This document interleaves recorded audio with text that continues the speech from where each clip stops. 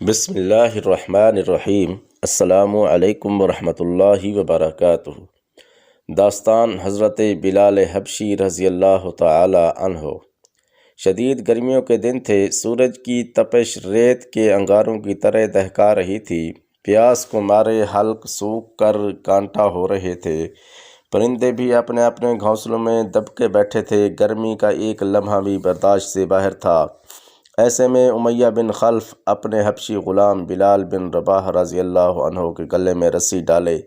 انہیں گھسیٹتا ہوا لایا اور صحرا کی گرم زمین اور تپتی ہوئی ریت پر لٹا دیا۔ بلال بن رباح رضی اللہ عنہ نے محمد صلی اللہ علیہ وسلم کا دین اختیار کر لیا تھا، وہ ایک اللہ پر ایمان لے آیا تھا اور محمد صلی اللہ علیہ وسلم کے ساتھیوں میں شریک ہو گیا تھا۔ اب وہ بتوں کی عبادت سے متنفر تھا، بتوں کو حقارت کی نظر سے دیکھتا تھا۔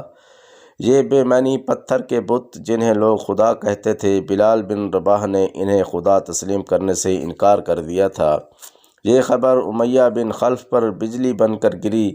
وہ تو بلال بن رباح رضی اللہ تعالی عنہ کو تمام غلاموں سے زیادہ چاہتا تھا، وہ تو آپ پر بڑا اعتماد رکھتا تھا، اس نے تو بت خانے کا انچارج بھی آپ کو مقرر کیا ہوا تھا۔ اللہ تعالیٰ جب کسی دل کو ایمان کی روشنی سے منور کر دیتا ہے تو ظلمت خود بخود ختم ہو جاتی ہے۔ حضرت بلال بن رباح رضی اللہ تعالی عنہ کو، جسے لوگ اسلام سے پہلے بلال بن رباح کے نام سے جانتے تھے، اسلام لانے کے بعد وہ سیدنا بلال حبشی رضی اللہ تعالی عنہ کے لقب سے پکارے جانے لگے۔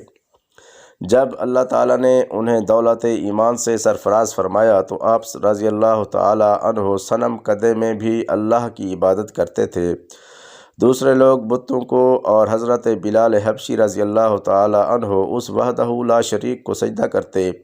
جب امیہ بن خلف کو اس کی اطلاع ملی تو اس نے حضرت بلال رضی اللہ تعالی عنہ کو اس عہدے سے معزول کر دیا، وہ تو پہلے ہی اسلام کا سخت دشمن تھا، اس کے دل پر کفر کا قفل لگ چکا تھا، وہ یہ کیسے برداشت کر سکتا تھا کہ اس کا اپنا غلام اس مذہب کا پیروکار ہو جائے جسے وہ سخت ناپسند کرتا ہے۔ اب امیہ بن خلف نے انہیں سزا دینے کا انوکھا طریقہ ایجاد کیا، وہ سیدنا بلال رضی اللہ تعالی عنہ کو شدید ترین گرمی میں دوپہر کے وقت تپتی ہوئی ریت پر لٹا دیتا۔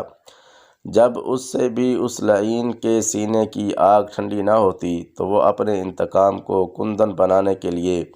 سیدنا بلال رضی اللہ تعالی عنہ کے سینے پر بھاری پتھر رکھ دیتا، نیچے گرم تپتی ہوئی ریت جسم جھلسا دیتی اور سینے پر بھاری پتھر جان کی اذیت میں مزید اضافہ کر دیتا، سورج کی تپش رہی صحیح کسر کو پورا کر دیتی۔ امیہ بن خلف نے اپنے طرف سے ہر کوشش کر ڈالی مگر وہ سیدنا بلال رضی اللہ تعالی عنہ کے دل سے ایمان کی روشنی کم نہ کر سکا۔ وہ لعین آپ کو ہر روز نئی نئی اذیتیں دیتا اور کہتا، اگر میری بات نہیں مانو گے تو اس طرح گھٹ گھٹ کر مر جاؤ گے، اگر زندگی عزیز ہے تو اسلام سے کنارہ کشی اختیار کر لو، واپس اپنے باپ دادا کے دین پر آ جاؤ۔ مگر سیدنا بلال رضی اللہ تعالی عنہ کی زبان پر تو صرف یہی لفظ جاری تھا، احد احد احد، معبود ایک ہی ہے، اس کے سوا کوئی عبادت کے لائق نہیں۔ امیہ بن خلف کے حکم سے رات کے وقت سیدنا بلال رضی اللہ تعالی عنہ کو زنجیروں سے باندھ کر کوڑے مارے جاتے اور پھر اگلے دن ان زخموں کو گرم زمین پر ڈال کر اور زیادہ زخمی کیا جاتا۔ شیطان پوری طرح اس لعین امیہ بن خلف کا ساتھ دے رہا تھا۔ امیہ بن خلف کے حکم سے ہر روز تکلیفوں کا ایک نیا سلسلہ شروع کیا جاتا تاکہ سیدنا بلال رضی اللہ تعالی عنہ ان تکلیفوں سے گھبرا کر اسلام سے پھر جائیں یا پھر تڑپ تڑپ کر اپنی جان دے دیں۔ عذاب دینے والے اکتا جاتے، ظلم کرتے کرتے وہ تھک جاتے، ان کے حوصلے کمزور پڑ جاتے، مگر سیدنا بلال رضی اللہ تعالی عنہ کی استقامت میں کوئی فرق نہ آتا، بلکہ ہر تکلیف پر آپ رضی اللہ تعالی عنہ کا حوصلہ بڑھ جاتا۔ کبھی ابو جہل آپ کو عذاب دینے میں پیش ہوتا اور کبھی امیہ بن خلف کا نمبر آ جاتا اور کبھی کسی اور شخص کی باری آ جاتی، اور ہر شخص اس کوشش میں رہتا کہ وہ انہیں ایذائیں دینے سے اپنا پورا زور صرف کر دے۔ تذکرہ ملتا ہے کہ حضرت بلال بن رباح رضی اللہ تعالی عنہ اسلام لانے کی خبر سنتے ہی دامن اسلام کی آغوش میں آ گئے اور اس لعین امیہ بن خلف نے اپنے غلاموں کو حکم دیا، دن چڑھے بلال کے بدن پر ببول کے کانٹے چبھو دیا کرو، اور جب سورج اپنے پورے شباب پر ہو تو انہیں گرم زمین پر لٹا کر سر سے پاؤں تک پورے جسم پر گرم پتھر رکھ دیا کرو تاکہ وہ ہل نہ سکیں، اور ان کے گرد آگ لگا دیا کرو۔ کہا جاتا ہے کہ آفتاب نصف النہار پر پہنچ جاتا اور گرمی اپنے عروج پر ہوتی اور زمین تنور کی طرح دہک رہی ہوتی تو بلال بن رباح رضی اللہ تعالی عنہ کو مکہ کی پتھریلی زمین کے کھلے میدان میں لے جایا جاتا تھا اور انہیں برہنہ کر کے اس چلچلاتی دھوپ میں ہاتھ پاؤں باندھ کر گرم ریت پر لٹا دیا جاتا، اور وہ ریت پتھر جن پر گوشت بھن کر کباب ہو جائے، ایسے وقت وہ لعین آپ کے سینے پر پتھر اور گرم ریت ڈالتے تاکہ آپ ان تکالیف سے گھبرا کر محمد صلی اللہ علیہ وسلم کے دین کو چھوڑ دیں۔ سختیاں جس قدر شدت اختیار کرتی جاتیں، آپ پر مستی عشق اور زیادہ غالب آ جاتی۔ بعض اوقات امیہ بن خلف کا رویہ اور زیادہ سخت ہو جاتا، وہ آپ کو مکہ کے لڑکوں کے حوالے کر دیتا جو آپ کو مکہ کی گلیوں کوچوں میں گھسیٹتے پھرتے دیتے، اور سیدنا بلال بن رباح رضی اللہ عنہ کی زبان پر ایک ہی صدا رہتی، اللہ ایک ہے، اس کے سوا کوئی عبادت کے لائق نہیں، میں ایمان لایا اس خدا پر جو زمین و آسمان کا خالق ہے۔ نہ صرف دین کو بلکہ جب شام ہوتی تو آپ کے ہاتھ پاؤں باندھ کر اندھیرے میں رکھا جاتا اور امیہ بن خلف اپنے غلاموں کو حکم دیتا، اس سے باری باری کوڑے مارو یہاں تک کہ وہ اپنی ضد چھوڑ دے یا پھر اس کی روح اس کے جسم کا ساتھ چھوڑ جائے۔ اگر یہ اپنی بات پر قائم رہے تو صبح تک اس کو کوڑے مارے جائیں۔ دن گزرے چلے گئے، ہر روز حضرت بلال بن رباح رضی اللہ عنہ پر مظالم کے پہاڑ توڑ جاتے، ہر آنے والا دن پہلے سے زیادہ مشکل گزرتا، مگر آپ کے پایا استقلال میں ذرہ بھی لغزش نہ آئی۔ آپ کی زبان پر صرف ایک ہی ورد جاری رہتا تھا، اللہ ایک ہے، اس کے سوا کوئی عبادت کے لائق نہیں۔ حضرت عمر بن عاص فرماتے ہیں، میں ایک دن حضرت بلال رضی اللہ تعالی عنہ کے پاس سے گزرا تو وہ ازلی بدبخت امیہ بن خلف آپ کے ایذائیں دے رہا تھا اور کہتا جاتا تھا، بتوں پر ایمان لے آؤ ورنہ تمہیں جان سے ہارنا پڑے گا۔ آپ جواب دیتے، میں بتوں سے بیزار ہوں۔ یہ سن کر امیہ بن خلف لعین کا غصہ اور تیز ہو جاتا، پھر میں نے دیکھا کہ وہ آپ کے سینے پر چڑھ گیا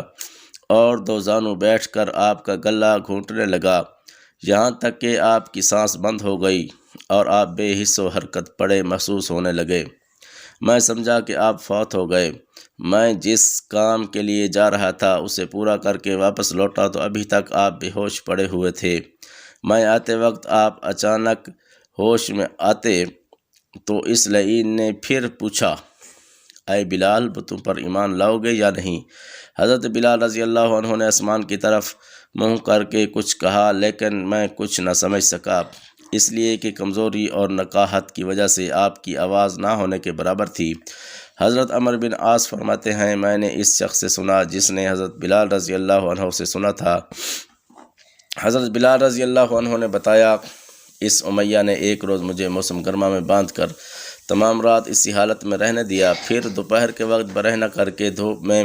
سنگ ریزوں پر ڈال دیا اور گرم پتھر لا کر میرے سینے پر رکھ دیے، جس سے میں بے ہوش ہو گیا۔ معلوم نہیں کس شخص نے وہ پتھر میرے سینے سے اتارے۔ جب ہوش میں آیا تو شام ہو چکی تھی۔ میں نے خدا کا شکر ادا کیا اور کہا، وہ مصیبت میں کیسی نعمت ہے۔ بعض روایات میں آیا ہے کہ وہ لعین لوہے کی سلاخیں گرم کر کے آپ کی زبان پر رکھ دیتا اور کہتا، اب تو محمد صلی اللہ علیہ وسلم کا نام لینا چھوڑ دے، لیکن حضرت بلال بن رباح رضی اللہ عنہ اور زیادہ محمد صلی اللہ علیہ وسلم کہتے، یہاں تک کہ بے ہوش ہو جاتے۔ حضرت بلال بن رباح کا بیان ہے کہ ایک روز اس خبیث نے مجھ پر ظلم اٹھایا کہ اونٹ کے بالوں کے ایک 50 گز لمبی رسی میری گردن میں ڈال کر مکہ کے لڑکوں کو پکڑا دی اور مجھے اوپر سے نیچے اور نیچے سے اوپر کھینچتے یہاں تک کہ میری گردن زخمی ہو گئی۔ اس کے بعد مجھے خدا تعالیٰ نے اس سے نجات دی۔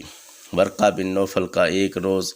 گزر ہوا، حضرت بلال بن رباح حبشی رضی اللہ تعالیٰ عنہ پر ظلم و تشدد جاری تھا اور ان کی حالت دیکھ کر وہ تھرا اٹھے، کچھ دیر کھڑے ہو کر ان کی احد احد کی پکار سنی اور کہنے لگے بخدا